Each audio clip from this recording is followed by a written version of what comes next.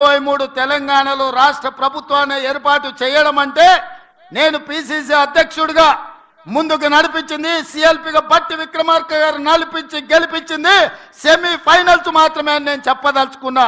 వాస్తవంగా ఫైనల్స్ 2029లో ఉన్నాయి. ఢిల్లీ ఎర్రకోట మీద మువ్వన్నెల జెండా ఎగిరేసినప్పుడే, నరేంద్ర మోడీని ఓడించి రాహుల్ గాంధీని దేశానికి ప్రధానమంత్రిని చేసినప్పుడే ఈ దేశంలో మనం ఫైనల్స్ గెలిచినట్టు మిత్రులారా. అందుకే మిత్రులారా 94 నుంచి 2004 వరకు 2 సార్లు టీడీపీ గెలిచింది. 2004 నుంచి 2014 వరకు 2 సార్లు కాంగ్రెస్ గెలిచింది. 2014 నుంచి మొన్నటి ఎన్నికల వరకు టిఆర్ఎస్ 2 సార్లు గెలిచింది. ఇప్పుడు నేను మీ ముందు గర్వంగా సగర్వంగా చెప్పదలుచుకున్న 10 సంవత్సరాలు నిరంతరాయంగా ఈ రాష్ట్రంలో కాంగ్రెస్ అధికారంలో ఉంటుంది. 2029 పార్లమెంటు ఎన్నికల్లో తెలంగాణ రాష్ట్రం నుంచి 15 పార్లమెంట్లు గెలిపించి రాహుల్ గాంధీని ప్రధానమంత్రిని చేసినప్పుడే మనం ఫైనల్స్ గెలిచినట్టు.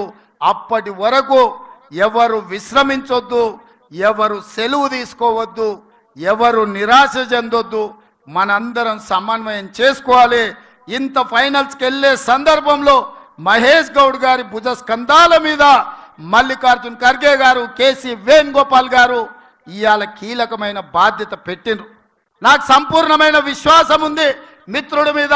ఖచ్చితంగా కార్యకర్తలకు అందుబాటులో ఉండి రాహుల్ గాంధీ గారిని ప్రధానమంత్రిని చేసే వరకు అహర్నిశలు కృషి చేసి కష్టపడి కాంగ్రెస్ ను తెలంగాణలో గెలిపించి 15 పార్లమెంట్లు ఢిల్లీకి పంపించే వరకు మేమందరం సమన్వయంతో పని చేస్తూనే ఉంటాం. నిన్న మన వాడొకడు వీడొకడు మోపాడు, వాళ్ళు వీళ్ళు వాళ్ళ చెంచాగాళ్ళు కార్యకర్తల మీద కేసులు పెట్టాలనో కార్యకర్తల మీద దాడులు చేస్తామనో ప్రయత్నం చేస్తారు.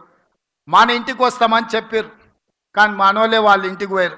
చింతపండు అయినాక చెప్తారు మా ఇంటికి వచ్చి తన్నీరని. సంకనాకనికి విలువాలనా రా చూసుకుందామని. అందుకే నేను చెప్పిన, నేను లేను, శాంతి భద్రతలు వస్తానే చూసి శాంతి భద్రతలను సరిదిద్దండి అని చెప్పిన. మా కార్యకర్తలు ఎవరి జోలికి పోరు, కానీ ఎవరన్నా మా జోలికి వచ్చి మా మంచితనాన్ని చేతగాని తనం అనుకుంటే చింతపండు అవుతుందని నేను చెప్పదలుచుకున్నా. మా మహేష్ గౌడ్ గారు కొంచెం సౌమ్యుడు అయి ఉండొచ్చు, కాకపోతే వెనకాల నేనున్న సంగతి మరవద్దు. ఎవరన్నా ఏదన్నా అధ్యక్షుడిగా సౌమ్యుడు వచ్చిండు, మా ఆటలు సాగుతాయి, ఊర్లలో మా ఇష్టం వచ్చినట్టు చేయొచ్చు అని ఎవరన్నా అనుకుంటుర్రేమో. నేను వెనకాలనే ఉన్న బిడ్డ. ఎవరన్నా మా కార్యకర్తల జోలికి వస్తే ఒక్కడొక్కడికి ఉంటుందని నేను చెప్తున్నా. మహేష్ గౌడ్ గారు, నా విజ్ఞప్తి ఒక్కటే, ఒక్క పని నాకు పెండింగ్ ఉండిపోయింది.